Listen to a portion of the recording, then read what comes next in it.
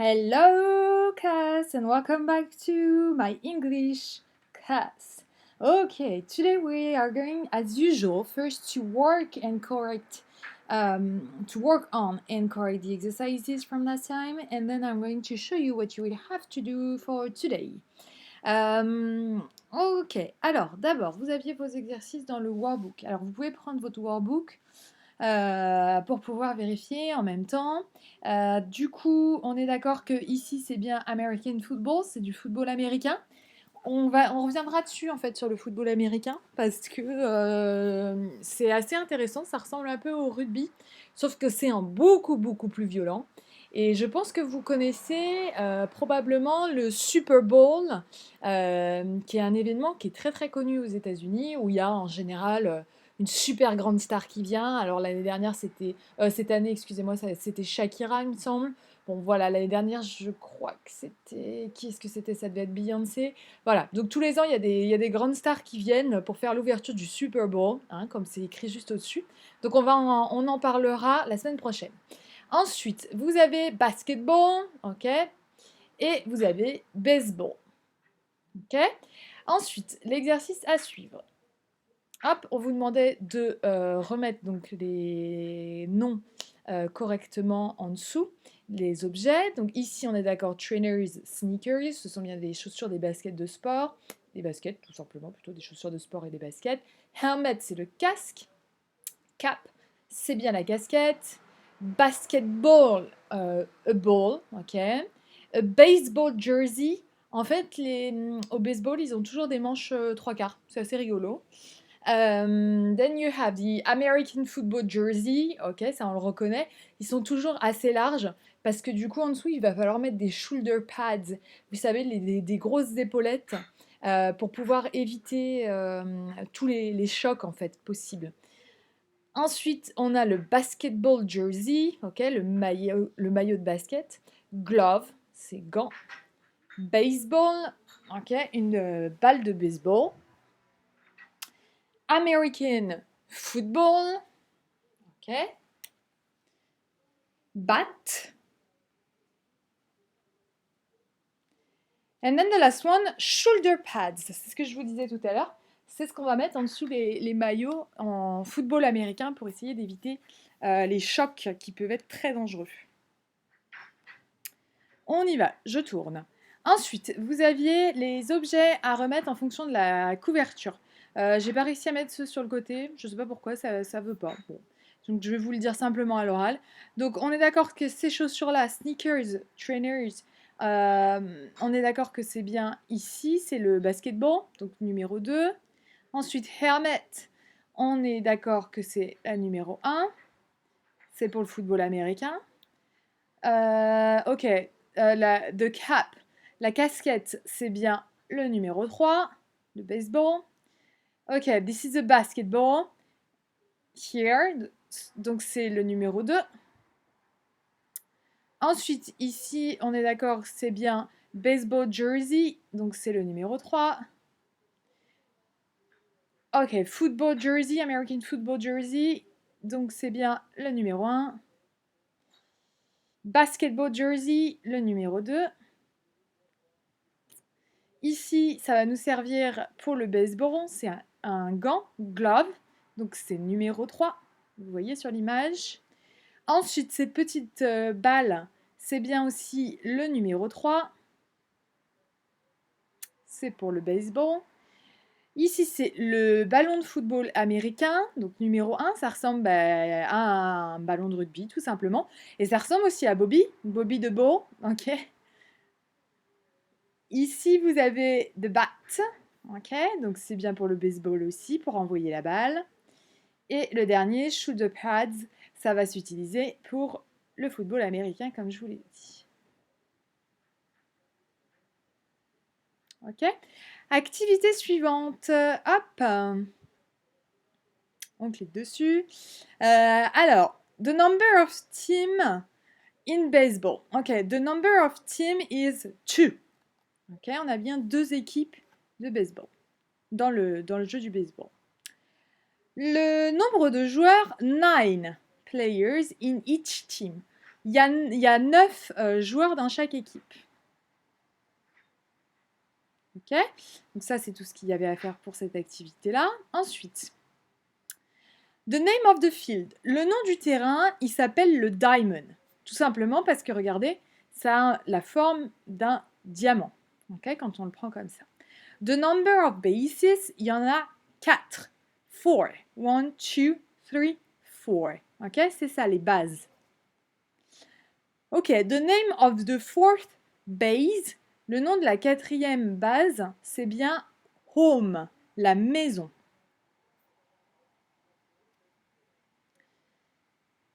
Je vais vous expliquer, je vais revenir juste après sur le pourquoi ce nom, ok, pour vous expliquer pourquoi ce nom.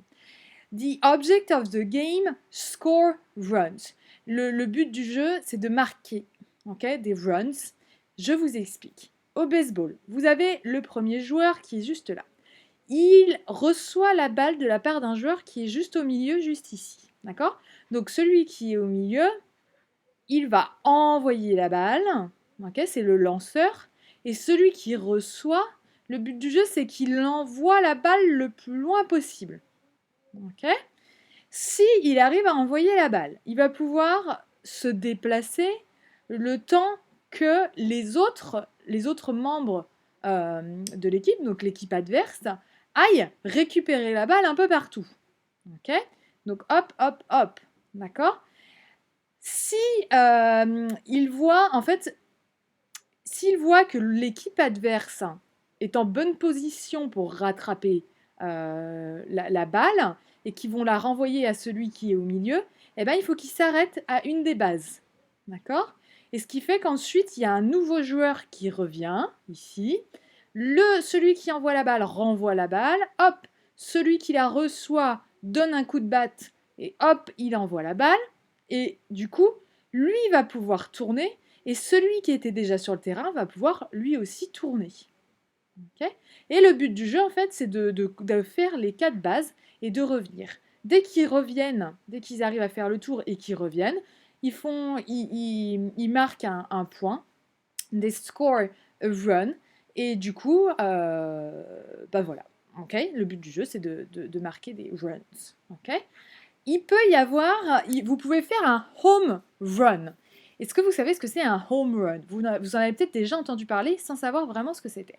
Un home run, c'est quand, donc vous avez toujours le joueur au milieu qui va envoyer la balle à celui qui a la batte. Celui qui a la batte, pouf, l'envoie tellement loin, parce que des fois ça peut aller tellement loin, que du coup, eh ben lui qui est là, il a le temps de faire le tour de toutes les bases. Et c'est ça un home run.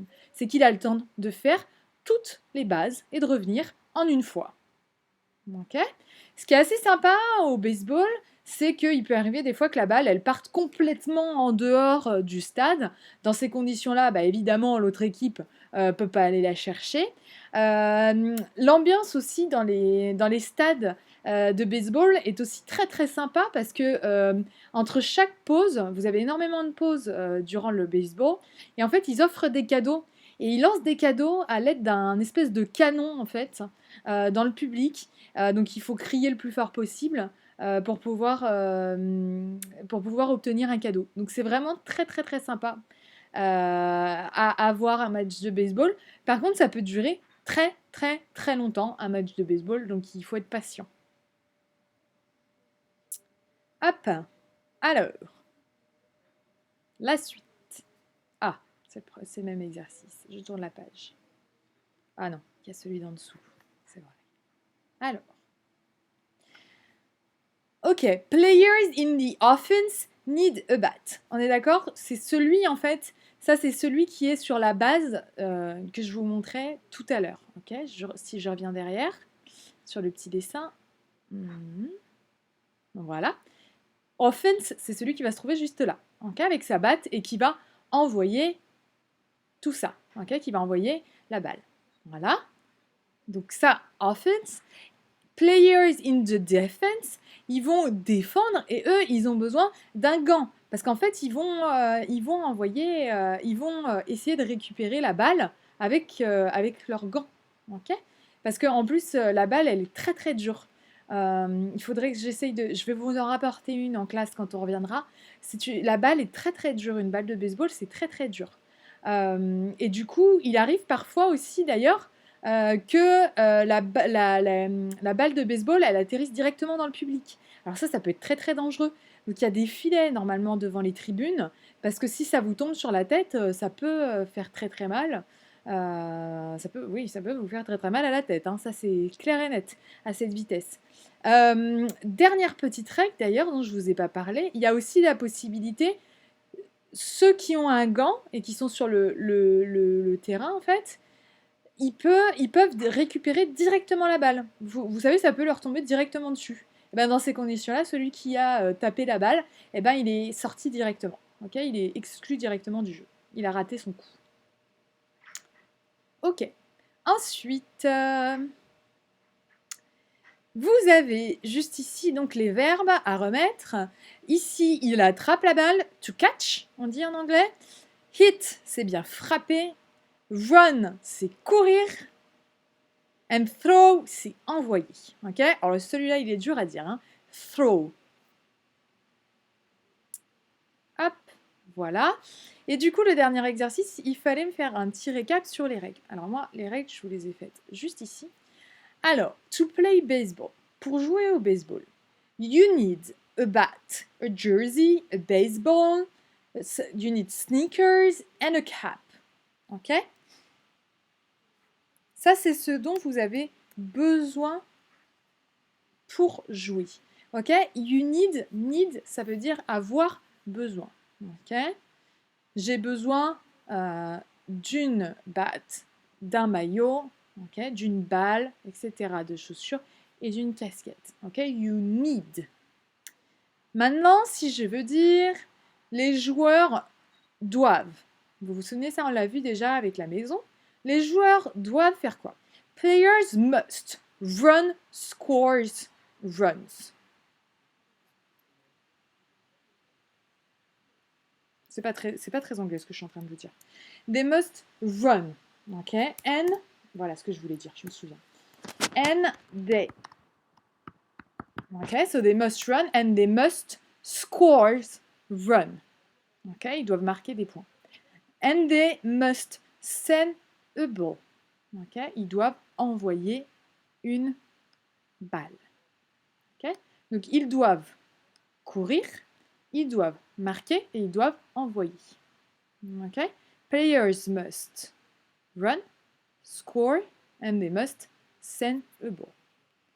Ok, ça fonctionne avec must. N'hésitez pas à me dire si je dois revenir dessus. Hein. Players mustn't. Les joueurs ne doivent pas. Hit people. Ok, ils ne doivent pas taper les gens. Ok, bon. They mustn't dribble. Ils ne doivent pas dribbler. Ok, ça n'a aucun intérêt de dribbler avec une balle de baseball. De toute façon, ça rebondit pas. Ok. Donc, normalement, ça, vous pouvez inventer ce que vous vouliez. Ok, il n'y a pas de souci là-dessus. Des must, des mustn't. Tant que derrière, vous aviez bien le verbe correctement mis, il n'y a pas de souci. Ok, ça c'est juste un exemple. Pour aujourd'hui, voilà ce que je vous propose.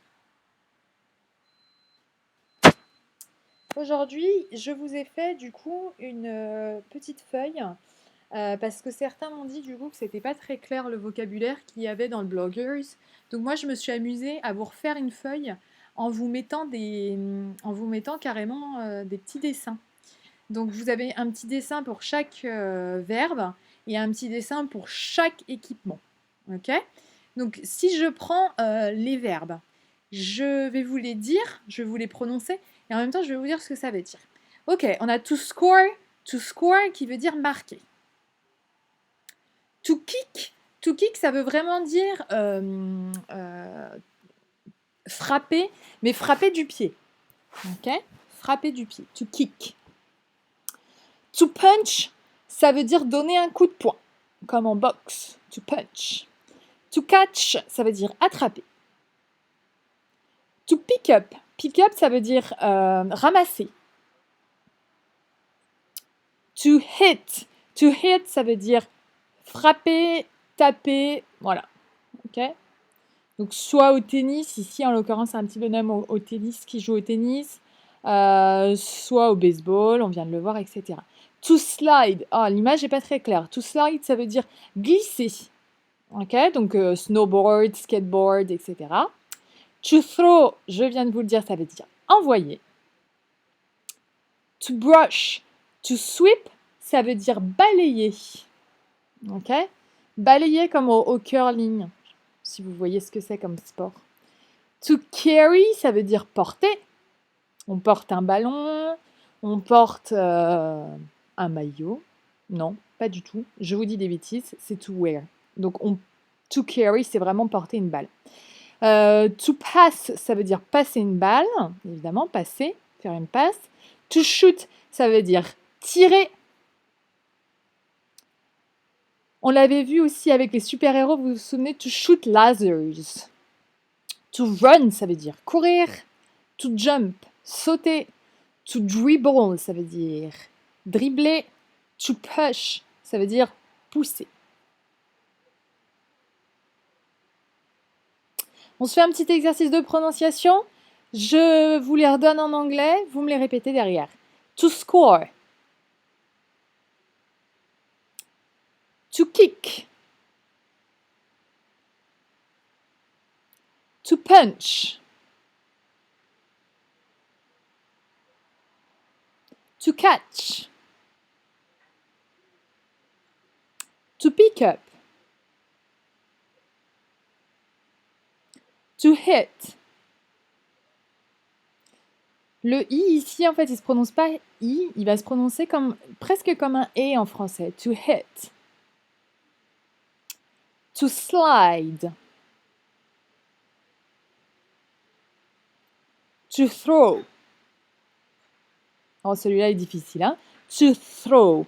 Vous savez, on met la langue au niveau des dents, là. To throw. To brush. To sweep. Donc là, le E, les deux E vont se prononcer comme un I. To sweep. To carry. To pass. To shoot. To run. To jump. To dribble. To push.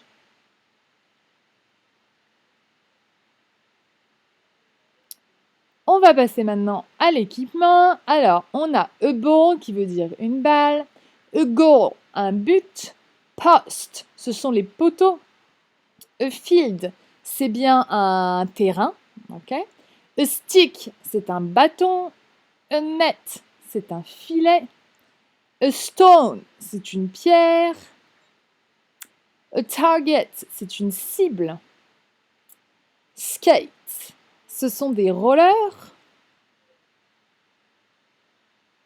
a puck, c'est un palais, a bat, c'est une batte, a glove, un gant, a helmet, c'est un casque, a jersey, c'est un maillot,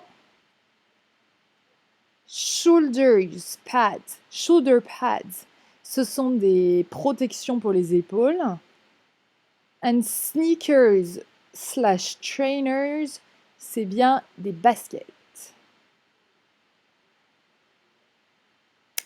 Ok, on se refait un petit exercice de prononciation. A ball. A goal. Post. A field. A stick. A net.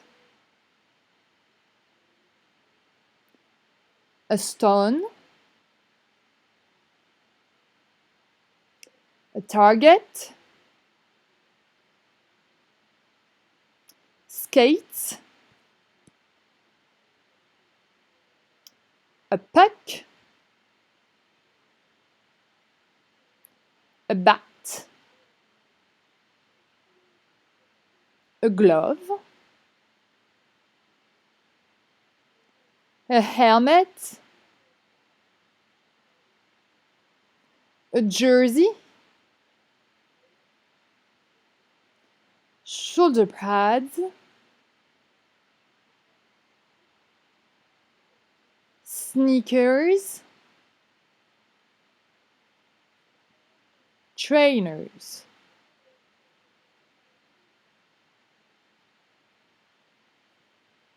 Ok? Donc ça, vous vous en doutez, je vais vous demander de les apprendre. Normalement, les équipements, c'est déjà fait. Maintenant, je vais vous demander de passer au verbe. Il y en a qui m'ont dit que c'était difficile à apprendre. Et ça, je comprends tout à fait. Mais vous savez, il va falloir essayer de faire un petit peu comme en classe. C'est-à-dire que vous vous souvenez, on a fait normalement, notamment les 6e B, vous avez fait ça avec Madame Couton, et les 6e A aussi, mais on en a fait aussi après ensemble en classe. On a travaillé, vous savez, sur vos intelligences multiples. Vous avez tous une intelligence différente, d'accord? Il y en a pour qui c'est mieux quand ils écrivent. Il y en a pour qui c'est mieux quand ils écoutent. Il y en a pour qui c'est mieux quand ils passent par le corps, quand ils miment, etc. D'accord? Et vous savez, c'est ce que j'essaye déjà de vous faire en cours d'anglais. On essaye de faire différentes formes. Quand on fait le jeu des mimes, quand je vous demande de bouger dans la classe pour aller chercher des dessins, les décrire, revenir. Voilà. Tout ça, c'est pour... J'essaye de vous créer des méthodes d'apprentissage pour que vous puissiez aussi derrière les utiliser vous chez vous. Ce que je vais vous demander là, c'est essayer de voir vous quelle méthode peut fonctionner sur vous. Est-ce que vous êtes plutôt à l'aise avec des mimes? Je vous donne un exemple. Par exemple, vous pouvez donc apprendre votre vocabulaire et après vous pouvez demander à un membre de votre famille, frères, sœurs, parents, s'ils peuvent vous mimer la chose. Et peut-être que ça peut être d'ailleurs un jeu rigolo à faire en famille. Vous faites un time's up, quelque chose comme ça, ok? En mimant, la première personne qui trouve a gagné, etc. Ça peut être un moyen d'apprendre le vocabulaire. Vous pouvez aussi dessiner. Je sais qu'il y en a qui aiment les dessins. Donc si mes dessins en plus ne vous plaisent pas, n'imprimez surtout pas la feuille. Faites vos dessins. Je sais qu'il y en a pour qui ça va beaucoup mieux rentrer. Peut-être aussi que vous pouvez, toujours pareil, demander à vos parents, frères, sœurs, etc., de dessiner l'objet et vous dites ce que c'est. D'accord? Il y a différents moyens pour que ça rentre. Vous pouvez aussi éventuellement essayer de trouver, notamment pour l'équipement, vous pouvez essayer de trouver ça dans votre maison. Est-ce que vous avez, je ne sais pas, vous avez peut-être un maillot, des chaussures, des baskets, vous en avez forcément chez vous, un ballon, vous en avez forcément chez vous. Et en fait, vous ramenez tout ça dans votre chambre et après, vous répétez en anglais. Ok, this is a ball, this is a glove, this is a helmet, this is a jersey. Ok, et ça va rentrer parce que ça sera pour vous, ça sera plus ancré dans le réel. Il y a aussi la possibilité, il y en a qui sont très à l'aise dans l'écriture.